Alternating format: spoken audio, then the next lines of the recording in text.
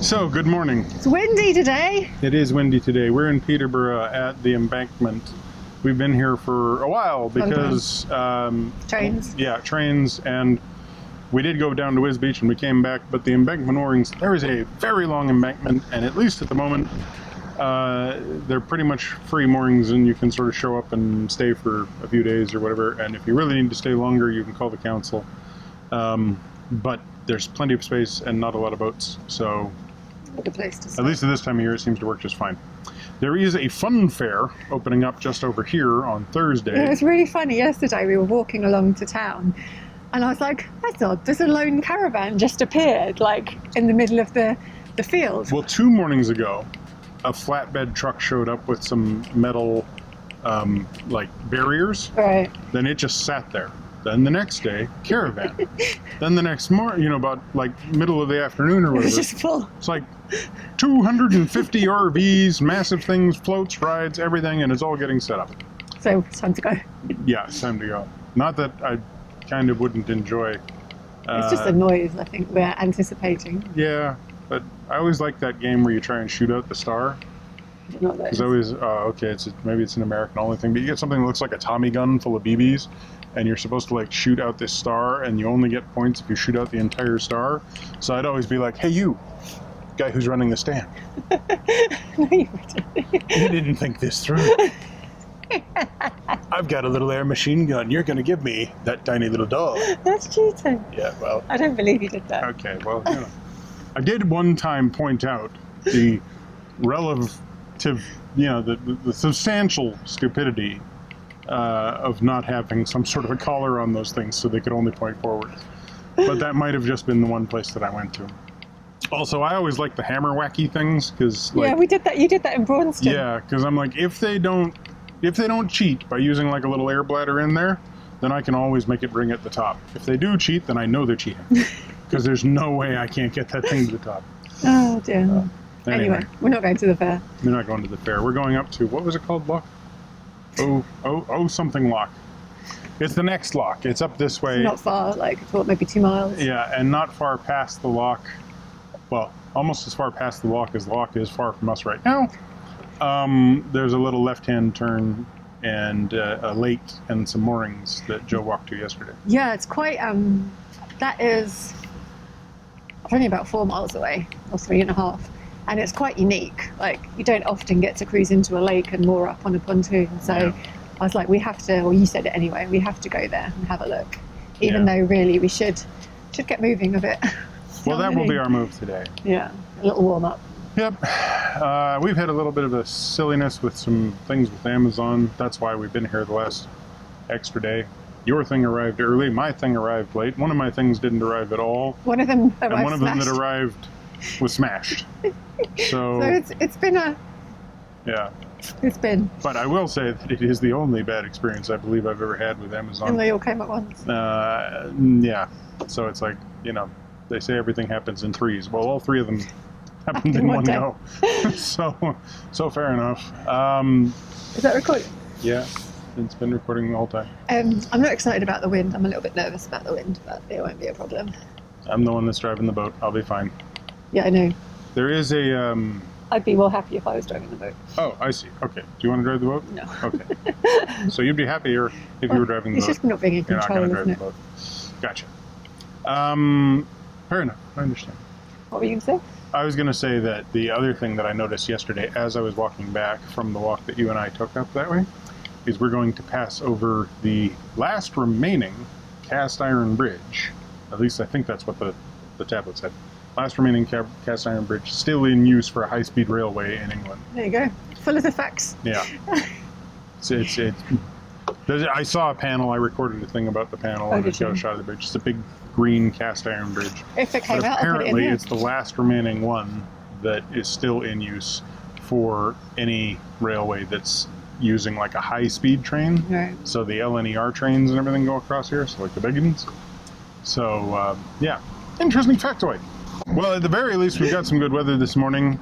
We actually had some really, really bad weather this morning, but that turned, like, there was this wall of rain, and it was really substantial, and then it just passed us at about 10:48. and it's been sunny since. And other than the almost an hour I spent in a post office, Yeah. we've been getting tans. Yeah, I'm not happy about this wind. You sure it's okay? It'll be fine. Okay. It will be fine. Hopefully it won't get much worse, but it'll be fine. Right, that way.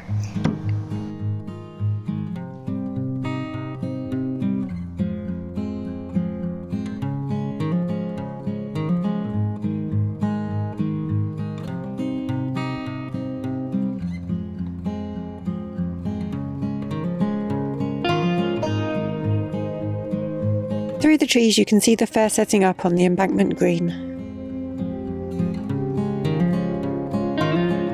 There's the basic boater services that we've been using while we've been here.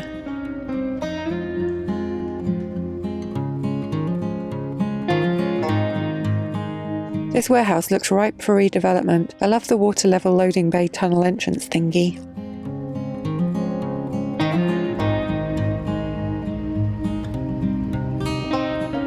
Like Michael said, there's a lot of space for mooring here, and the river is nice and wide, which helps make it quite an appealing spot.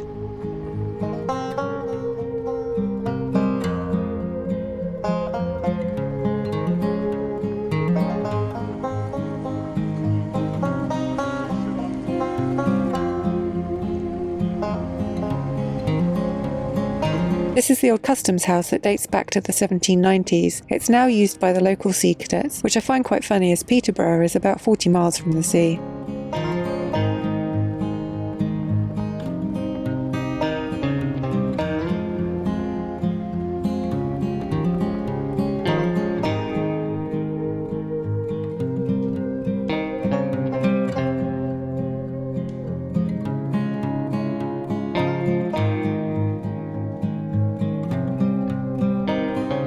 As you can see, the embankment moorings were quite convenient for the supermarket.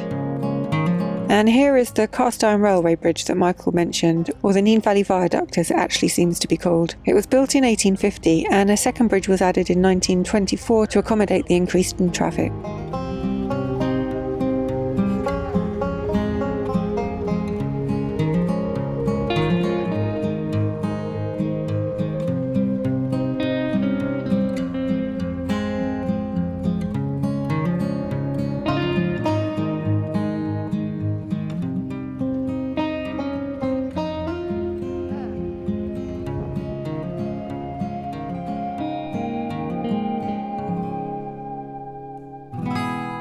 After the third railway bridge, the river takes on a completely different feel. We're now in a wide green corridor surrounded by trees, even though we're still very much in the centre of Peterborough.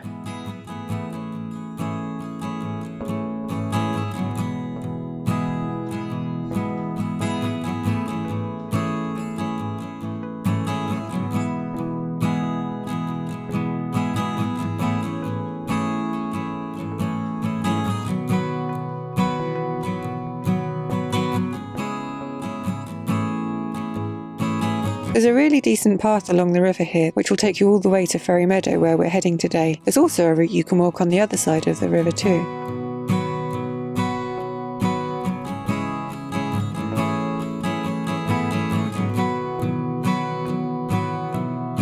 Down there is an area called Thorpe Meadows, and there's a pub and a park and a small basin with some moorings. From what we can find out though, it's only really suitable for much smaller boats, so we won't be venturing down there.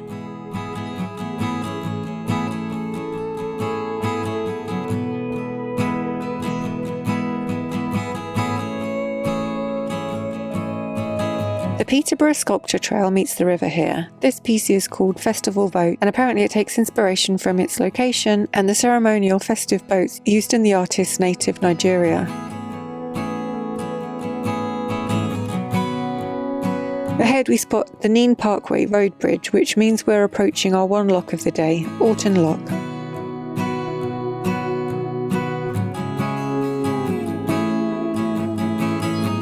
There's one 48-hour mooring here, so if you want to stay out of the city centre, this is one option.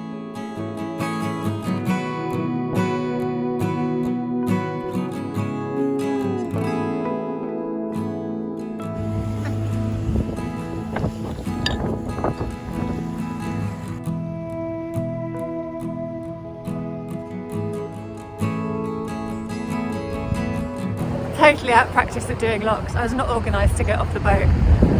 Didn't have my windlass, had my phone in my hand, and the wind really isn't helping. But we're in.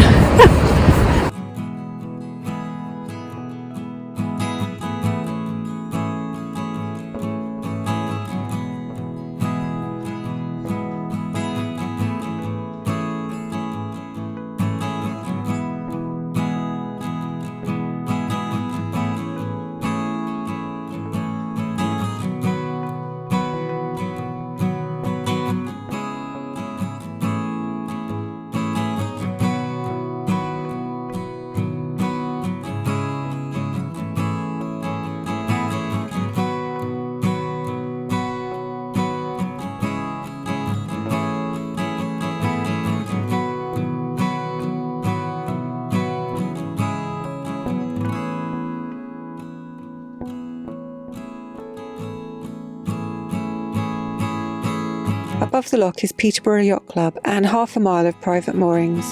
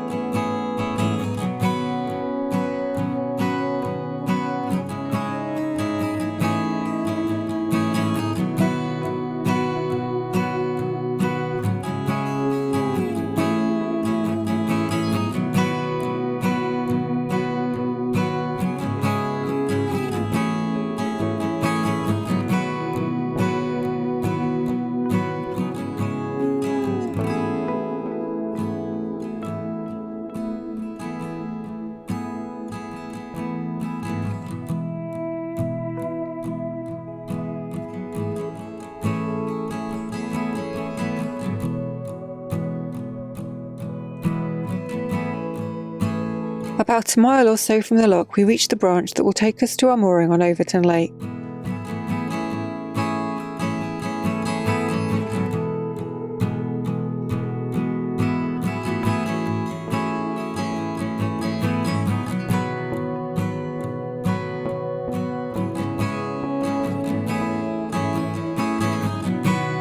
There's a short narrow channel and then we emerge onto the large expanse of open water.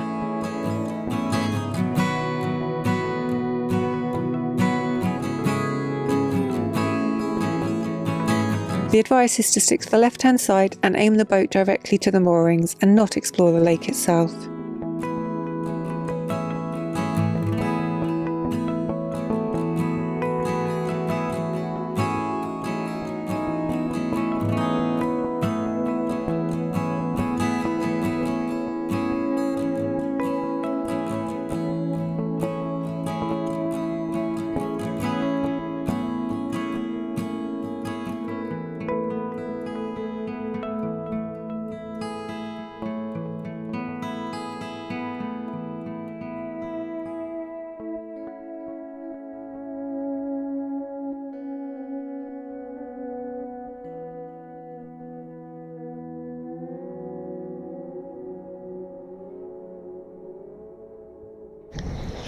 We are recording.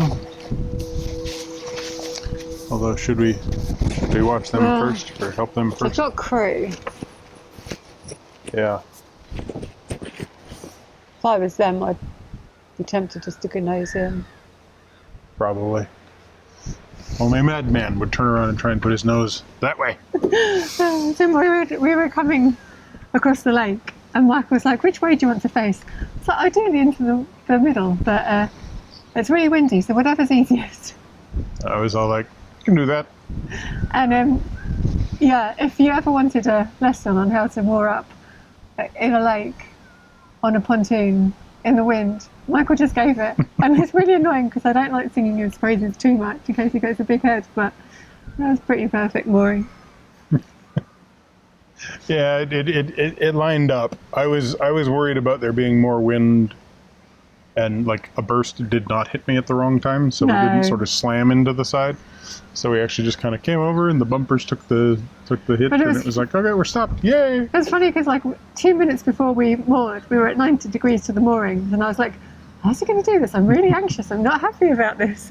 And then I was like, and Michael was just like, look, okay, that's how you do it. Sometimes you got to make things look easy. Although, there, you know, me back there, I was like, this is not easy. And I did think we were going to have moorings to ourselves, but look, Somebody else has showed up. so Yeah, they're nosing they're in. going straight for Orton. Yeah, and I think I might help them out if they're coming over to this side. Well, Oh, they the probably wind's know going to they'll catch get them. blown, Yeah. Yeah.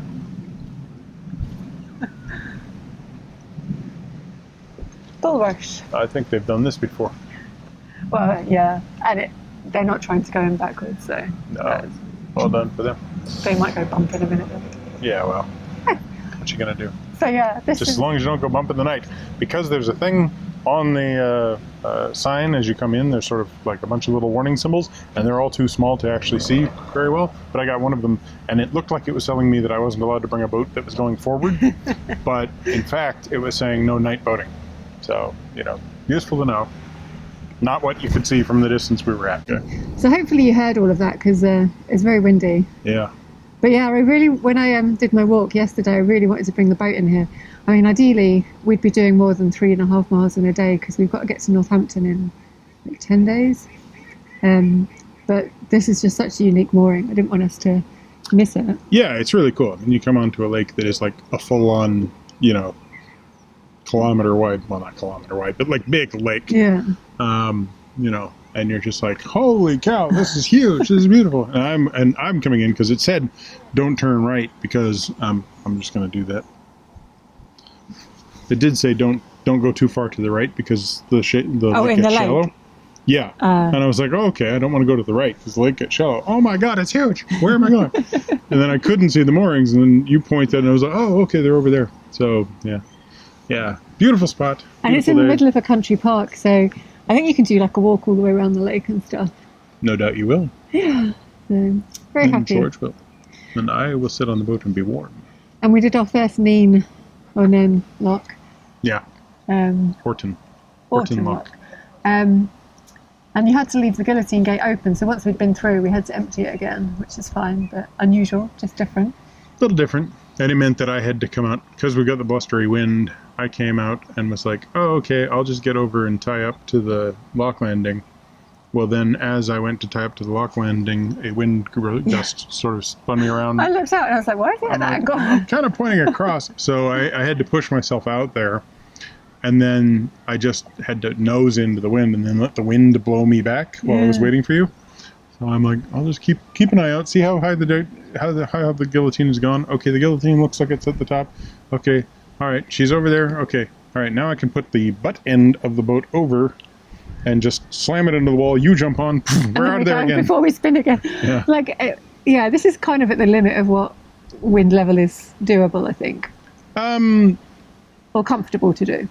Yeah, this is the limit of comfortable. Beyond this, it gets hard. Yeah. But And this isn't easy. no, but I mean, the lake didn't help because the lake is There's like no a protection. really big, long section with no protection. Yeah. But the majority of the river had quite a large number of trees, so the blustery wind was only actually a problem in a couple of places.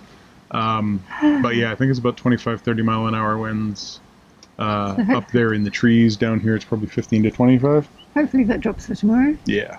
Because I imagine we'll go on tomorrow. Oh yeah, it's only 24 hours. 24-hour mooring here. It's such a shame. Yeah. But Because it's absolutely a place. But you can see why they only have room for 4 boats, so they want to move you on. Fair enough. all right, so that was our first full. No, it's not our first full known video, because we've done the Wisbeach. Yeah. Well, this is our first out of Peterborough video. Yeah, the First of the series towards the very final the home end, straight. the home stretch, the end of the quest, the last of the Mohicans. Michael laughed at me when I said home straight because he said it should be home stretch. What? Apparently, there are racing metaphors and there are baseball metaphors, and they are not necessarily the same. So, Live and learn. live and learn. Right. So, thanks for watching. Give us a thumbs up, comment down below, subscribe if you haven't already. Subscribe to Minimalist Maximal Velocity if you want our time-lapse videos, and click that bell if you want notifications.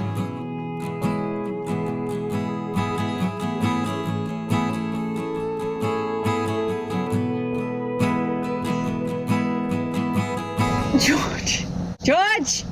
That's disgusting! That's really pathetic, George. George is just lying there, okay, trying to eat some gum off. I think it's goose poo.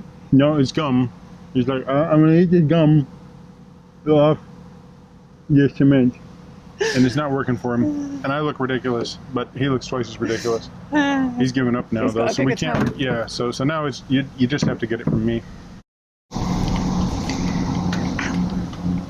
I thought that was you digging me in the ribs. It was the door. It was the door. I was about to tell you off. Right.